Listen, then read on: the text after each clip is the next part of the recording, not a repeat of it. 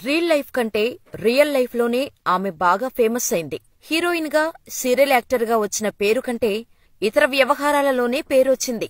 అంటే ఏదో సంఘసేవ చేసో, సమాజ సేవ చేసో కాదు, ఏకంగా 200 మంది యువతులతో వ్యభిచారం చేయించి, అంతేనా, కట్టుకున్నవాడే భార్య కోసం కస్టమర్స్ ని తెచ్చేవాడంటే మేడం గారి పేరు ఏ రేంజ్ లో మారుమోగి ఉంటుందో అర్థం చేసుకోవచ్చు. ఇంతకీ ఎవరా నటి అనుకుంటున్నారా? ఆమె ఎవరో కాదు, అలనాటి హీరోయిన్ కిన్నెర. అసలు కిన్నెర వ్యభిచారంలోకి దిగటానికి కారణమేంటి? టాప్ హీరోయిన్ అవుతుందనుకుంటే డైరెక్టర్లకు, పొలిటీషియన్లకు అమ్మాయిలను సప్లై చేసే బ్రోకర్గా ఎలా మారింది? కిన్నెరకు రామోజీరావుకు ఉన్న సంబంధమేంటి?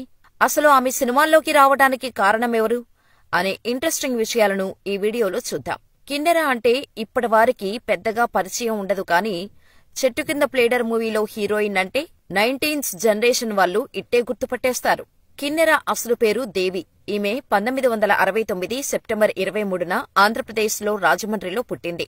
తండ్రి సిహెచ్ సత్యనారాయణ, తల్లి లలితారాణి. కిన్నెర తల్లి లలితారాణి ఓ పక్క రంగస్థలంలో లీడ్ యాక్టర్గా చేస్తూనే సినిమాల్లోనూ నటించేవారు. వచ్చిన ప్రతి చిన్న రోల్ని కాదనకుండా చేయటంతో లలితారాణికి చిరంజీవి యాక్ట్ చేసిన పునాదిరాళ్లు, స్నేహం, శోభన్బాబు హీరోగా చేసిన పుట్టినిల్లు మెట్టినిల్లులో మెరిశారామే. అప్పట్లో సినీ పరిశ్రమ మొత్తం మద్రాసులోనే ఉండటంతో అక్కడి నుంచి జూనియర్ ఆర్టిస్టులు, సపోర్టింగ్ క్యారెక్టర్లను సైతం తీసుకురావడం కష్టమయ్యేది. దీంతో ఏపీలో ఎక్కడ షూటింగ్ అయినా రంగస్థలం నటులుగా ఉన్నవారిని సినిమాలలో తీసుకునేవారు. అలా లలితారాణికి చిన్న చిన్న వేషాలు వేసే అవకాశం వచ్చింది. అయితే తాను ఎంత కష్టపడినా సినిమాలలో గుర్తుండిపోయేలా ఒక్క ఛాన్స్ కూడా వచ్చేది కాదు. కేవలం స్క్రీన్పై ఏదో ఒక చోట కనిపించటమో, లేదా పట్టుమని 2 డైలాగులు చెప్పి వెళ్లిపోయే వేషం తప్పితే కథని మలుపు తిప్పేలా ఒక్క క్యారెక్టర్ కూడా రాలేదు. దీంతో లలితాదేవి చాలా బాధపడేది. ఇదిలా ఉండగా అప్పుడే ఎదుగుతున్న తన కూతురు దేవి సినిమాలపై ఆసక్తి పెంచుకోవటం గమనించింది లలితాదేవి. దీంతో కూతుర్ని సినిమాల్లోకి తీసుకువెళ్లి తాను సాధించలేనిది తన కూతురు ద్వారా సాధించాలని అనుకుంది. అలా చిన్నప్పటి నుంచే దేవిని తనతో పాటు రంగస్థలం నాటకాలలో యాక్టింగ్ చేయించడం మొదలుపెట్టింది. అయితే సినిమాలలో రాణించాలంటే యాక్టింగ్ ఒకటి వస్తే సరిపోదని, డాన్స్లో మంచి ప్రావీణ్యం ఉండాలని గుర్తించిన లలితాదేవి కూతుర్ని కూచిపూడి క్లాసెస్లో జాయిన్ చేసింది. అలా 10 ఏళ్ల వయసుకే కూచిపూడి నాట్యంలో మంచి ప్రావీణ్యం సంపాదించింది కిన్నెర అలియాస్ దేవి. భరత కళాప్రపూర్ణ కోరాడ నరసింహారావు వద్ద ఈమె నాట్యం నేర్చుకునేవారు. తర్వాత వెంపటి చినసత్యంగారి నృత్యాలయంలో కూడా కొన్నాళ్లు నాట్యం నేర్చుకున్నారు. ఇక కిన్నెర తన స్కూలింగ్ మొత్తం రాజమండ్రిలోనే పూర్తి చేశారు. అయితే చిన్నప్పటి నుంచే అటు నాటకాలు, ఇటు నాట్య ప్రదర్శనలు చేస్తూ ఎదగటంతో చదువుపై పెద్దగా ఆసక్తి చూపలేదు కిన్నెర.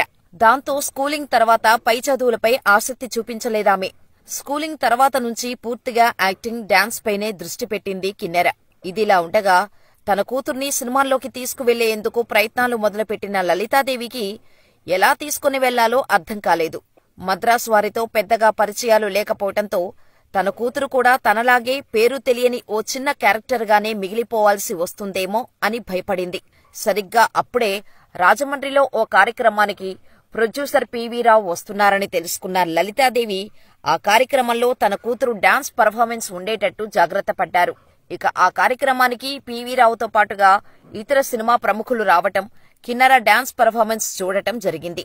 దీంతో ఎవరా కొత్తమ్మాయి అని ఆరాలు మొదలయ్యాయి. పివి రావు కిన్నెర గురించి అక్కడే వాకప్ చేయటం చూసిన లలితాదేవి ఆయన దగ్గరకు వెళ్లి డాన్స్ చేసింది తన కూతురే అని, తనకు యాక్టింగ్ అంటే చాలా ఇష్టమని, ఛాన్స్ ఉంటే ఇప్పించాలని రిక్వెస్ట్ చేసింది. ఈ డాన్స్ పర్ఫార్మెన్స్ చేసే నాటికి కిన్నెర వయసు కేవలం 16 ఏళ్లు మాత్రమే. ఇక ఆ మరుసటి రోజే పివి రావు నుంచి కిన్నెర ఫ్యామిలీకి కబురు వచ్చింది. అమ్మాయిని రెడీగా ఉండమనండి, మద్రాస్ రావాల్సి ఉంటుంది, స్క్రీన్ టెస్ట్ చేస్తాం అని చెప్పారు. దీంతో లలితాదేవి ఎగిరి గంతేసింది. తన కూతురు పెద్ద యాక్టర్ అవుతుంది అని సంబరపడిపోయింది. అలా కిన్నెర తన మామయ్యతో కలిసి మద్రాస్ రైలు ఎక్కింది. ఇక కిన్నెర ఫోటోలు, ఫైలు తీసుకుని వెళ్లిన పివి రావు తన ప్రాణ స్నేహితుడైన పేకేటి శివరాముకు చూపించారు. అమ్మాయి చూడముచ్చటగా ఉంది, మన సినిమాలకు చక్కగా సరిపోతుందని, కానీ తాను ప్రొడ్యూస్ చేసే సినిమాలు లేట్ అవుతాయని, జూనియర్ యాక్టర్స్ కావాలని అడిగిన ఇతర డైరెక్టర్లకు కిన్నెర ప్రొఫైల్ పంపుతానని చెప్పారు పేకేటి శివరాం. అలా కిన్నెర ప్రొఫైల్ చిరంజీవితో రుస్తుం, దొంగమొగుడు లాంటి సూపర్ హిట్ చిత్రాలను అందించిన నిర్మాత ఎస్పీ వెంకన్నబాబు దగ్గరకు వెళ్ళింది. అమ్మాయి సినిమాలకు పర్ఫెక్ట్ గా సరిపోతుంది, కానీ పేరు చాలా నార్మల్ గా ఉంది. పేరు మార్చుదాం అన్నారు వెంకన్నబాబు. అలా దేవి పేరును కిన్నెరగా మార్చారు ఎస్పీ వెంకన్నబాబు. ఆ తర్వాత భలే మొగుడు సినిమాతో దేవిని కిన్నెరగా మార్చారు ఎస్పీ వెంకన్నబాబు. ఈ సినిమాలో సెకండ్ హీరోయిన్ గా కిన్నెర చేసిన యాక్టింగ్ కు మంచి పేరు వచ్చింది. ఆ తర్వాత వెంటనే దర్శకుడు వంశీ ప్రత్యేకంగా కిన్నెరను పిలిపించి చెట్టు కింద ప్లేడర్ మూవీలో హీరోయిన్ గా కామెడీ రోల్ చేయించారు. అయితే అప్పట్లో రాజేంద్ర ప్రసాద్తో మూవీ అంటే ఆయనే హీరోయిన్స్ ని సెలెక్ట్ చేసుకునేవాడు.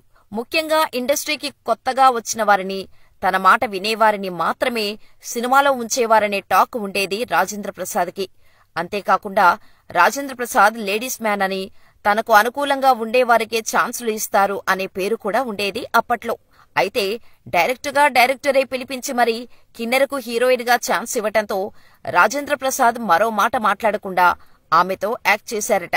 అయితే సినిమా రిలీజ్ అయి మంచి హిట్ టాక్ తెచ్చుకున్నా కిన్నెర లుక్స్ పై విమర్శలు వచ్చాయి.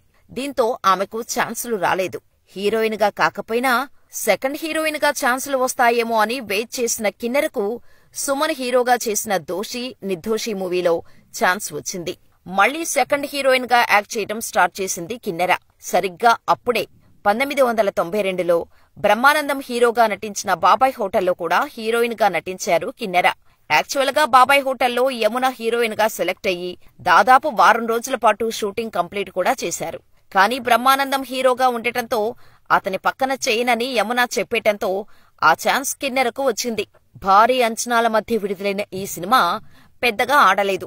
దీంతో ఇక తనకు హీరోయిన్ గా కలిసి రాదేమో అని సెకండ్ హీరోయిన్ గా చేయటం మొదలుపెట్టింది.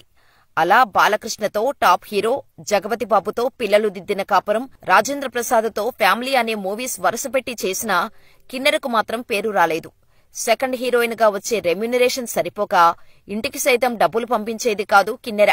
వెండితెరపై ఛాన్సులు రావటం లేదని బుల్లితెరపై తన లక్ ను పరీక్షించుకోవాలని అనుకుంది. అలా సీరియల్స్ లో మెయిన్ లీడ్ గా చేయటం మొదలుపెట్టింది. సరిగ్గా అప్పుడే రామోజీరావు ఈటీవీ శాటిలైట్ ఛానల్ ని లాంచ్ చేశారు. రామోజీరావు సీరియల్స్ స్టార్ట్ చేస్తున్నారని తెలుసుకున్న కిన్నెర తనకున్న పరిచయాలను ఉపయోగించుకుని రామోజీరావు గారి దగ్గరకు వెళ్లి ఛాన్స్ ఇమ్మని అడిగింది. దీంతో రామోజీరావు కిన్నెరకు తన ఈటీవీ సీరియల్స్ ఛాన్స్ ఇవ్వటంతో అప్పట్లో ఈటీవీ అంటే యమున, కిన్నెర గుర్తుకు వచ్చేవారు. ఏ సీరియల్ అయినా వీరిద్దరే కనిపించేవారు. ఇక సీరియల్ యాక్టర్ గా విధి, అంతరంగాలు, శివరంజని సీరియల్స్ తో బాగా బిజీ అయిపోయింది కిన్నెర. 1995 వచ్చేసరికి సీరియల్స్ లో తప్ప సినిమా ఛాన్సులు పూర్తిగా తగ్గిపోయాయి కిన్నెరకు. మరోపక్క సీరియల్స్ లో వచ్చే రెమ్యునరేషన్ సరిపోకపోవటంతో అడ్డదారి తొక్కింది కిన్నెర. తన అందాన్ని పెట్టుబడిగా పెట్టి అప్పటి బడా బిజినెస్ మ్యాన్లు, పొలిటీషియన్లతో గడపటం మొదలుపెట్టింది. దీంతో డబ్బుల వర్షం కురిసేది కిన్నెర దగ్గర. ఇక సినిమాలలో ఛాన్సుల కోసం ప్రొడ్యూసర్స్, డైరెక్టర్స్ దగ్గరకు అమ్మాయిలను పంపించేది. ఇలా వచ్చిన డబ్బుతో ఫైనాన్షియల్ గా నిలదొక్కున్న కిన్నెర తన సినిమా వ్యవహారాలతో పాటుగా తెరచాటు వ్యవహారాలు సైతం తెలిసిన తన మేనేజర్ ఫణికుమార్ను 2005లో సింపుల్ గా ఆర్య సమాజ్లో పెళ్లి చేసుకుంది. ఇక వీరి ప్రేమకు గుర్తుగా జయసూర్య, జాబిలి అనే పిల్లలు పుట్టారు. పెళ్లైన తర్వాత కూడా తన వ్యాపారాన్ని ఆపలేదు కిన్నెర. తన అవకాశాల కోసం షూటింగ్స్ కు వచ్చిన అమ్మాయిలను మభ్యపెట్టి ప్రొడ్యూసర్, డైరెక్టర్ల దగ్గరకు పంపించేది. సినిమాలలో అవకాశాలు కావాలంటే పడక షేర్ చేసుకోవాల్సిందేనని బ్రెయిన్ వాష్ చేసేది.